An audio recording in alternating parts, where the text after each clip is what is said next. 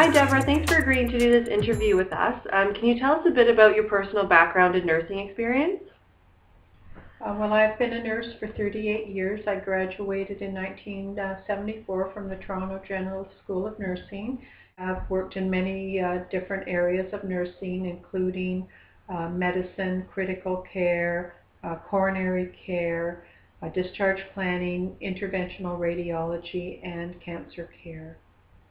Can you share with us one specific ethical situation that you were involved with, and please keep the names of any patients and clients confidential along with identifying information? There was a situation when I worked in interventional radiology a number of years ago. We were doing a procedure, coiling of a brain aneurysm, which was a highly specialized procedure and had the potential risk of the aneurysm rupturing. The other nurse and myself involved in the case were really quite new and inexperienced. As well, the doctor himself had not done all that many of these procedures. On this particular day, we were performing the procedure, and the patient began dropping their blood pressure, and the patient was under conscious sedation. They were not intubated, and we realized that the aneurysm had ruptured. At this point, we knew that we needed additional assistance, and the other nurse and myself said to the physician, we need to call a code blue, a cardiac arrest, so that we can get additional support in the room. Initially, the physician said, no, we can handle this ourselves, get the crash cart, and we knew from our past experience, both being very experienced nurses, that we did need the additional support of a respiratory therapist, an anesthetist, and just additional physicians on hand to help with this potentially fatal situation. We did overstep the boundary of the physician and said, we are calling a code blue. The team did arrive, and we did get the patient stabilized.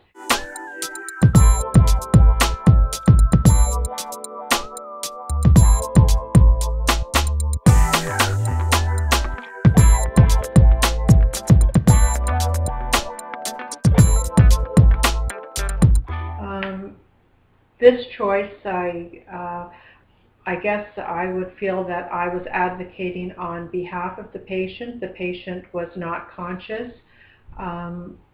Before our eyes, we saw that she was deteriorating, and it was, I don't know if it was really questioning the authority of the doctor. I think the doctor was traumatized himself, and maybe he was not making the logical decisions. Maybe he felt that calling a code was admitting that he was not handling the situation. He could not handle it himself, but indeed we did need, the other nurse and I decided together that yes, we did need to call the code blue.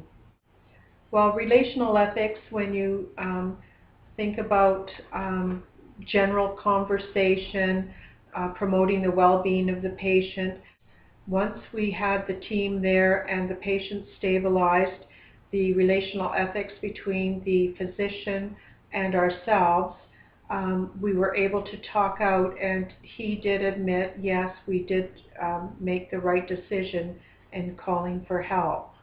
Although we felt in part that being nurses, questioning the authority of a physician, we had maybe overstepped our boundaries, but he admitted later on that what we had done was the right decision.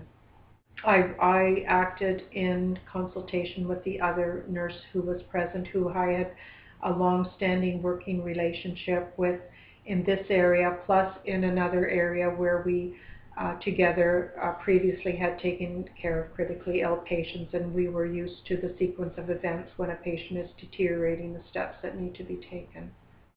Well, I think what ended up happening was, after the whole the experience was ended, and in the days following we did have meetings to discuss what had happened, and we agreed that in future situations we would use additional medical support doing these procedures. For example, we would have an anesthetist present in future procedures, and this actually did pave the road for safer practice. I feel that we did make the appropriate decisions, and so really there really shouldn't have been a dilemma in the first place. I guess just in general I learned that no matter what the outcome, if you have a gut feeling that a decision you are about to make ethically, whether it's right or wrong, if you have the patient's well-being at heart, it is always best to go with your experience and advocate on behalf of the patient, especially if that patient is not able to speak for themselves. Great, thanks. Do you have anything else that you'd like to share with us that might be helpful in our learning about ethical nursing practice? I would just say in general, ongoing open conversation and strengthening relationships amongst all of the team, your co-workers, as well as having a good understanding of your patients' needs, and